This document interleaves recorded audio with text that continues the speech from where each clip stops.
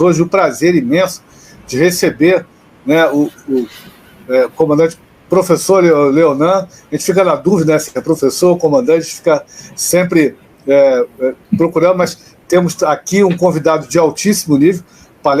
As palestras, né, que ele participou lá na Escola de Guerra Naval eram sempre muito concorridas, né, não só pelo seu conhecimento técnico, mas também pela disponibilidade, né, que sempre se colocou de passar conhecimento e nos colocar aqui.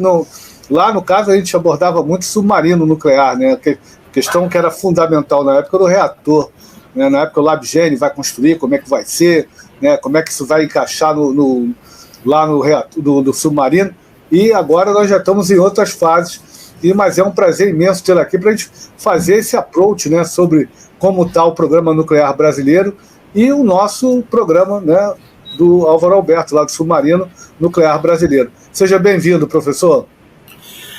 Bom, professor, é um enorme prazer estar aqui com vocês, né, mais uma vez conversando sobre assuntos interessantes e atuais, né, e podendo dar uma contribuição e trocar ideias, né, porque eu acho que o momento que a gente vive exige a troca de ideias, exige o intercâmbio de ideias, a conversa para enfrentar as mudanças que estão vindo aí, por aí.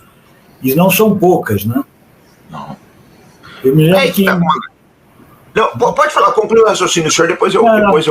Não são poucas. Eu me lembro que em 2016, incrivelmente, já passaram-se 8 anos, né? Eu escrevi um artigo que se chamava Geopolítica da Energia de Baixo Carbono, né? Que a gente constata, né, existem vários livros sobre geopolítica da energia, que foi um fator predominante, né, em todas as relações entre os estados, né, o uso e as trocas de energia entre os países sempre foi um fator determinante da própria geopolítica, né.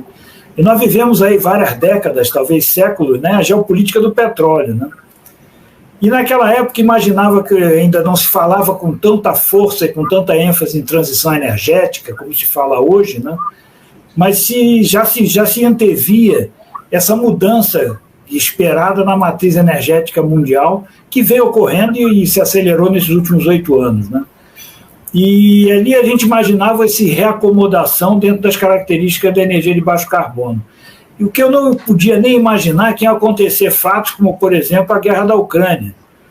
Não podia se imaginar que isso poderia acontecer, tampouco se imaginar que ia acontecer o que vem acontecendo em Gaza.